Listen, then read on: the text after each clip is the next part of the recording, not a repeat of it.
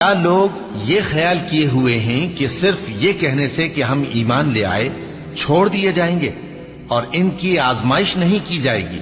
اور جو لوگ ان سے پہلے ہو چکے ہیں ہم نے ان کو بھی آزمایا تھا اور ان کو بھی آزمائیں گے، سو اللہ ان کو ضرور معلوم کرے گا جو اپنے ایمان میں سچے ہیں اور ان کو بھی جو جھوٹے ہیں۔ کیا وہ لوگ جو برے کام کرتے ہیں یہ سمجھے ہوئے ہیں کہ یہ ہمارے قابو سے نکل جائیں گے؟ جو فیصلہ یہ کرتے ہیں برا ہے۔ جو شخص اللہ کی ملاقات کی امید رکھتا ہو تو اللہ کا مقرر کیا ہوا وقت ضرور آنے والا ہے، اور وہ سننے والا ہے، جاننے والا ہے۔ اور جو شخص محنت کرتا ہے تو اپنے ہی فائدے کے لیے محنت کرتا ہے، بے شک اللہ تو سارے جہان سے بے نیاز ہے۔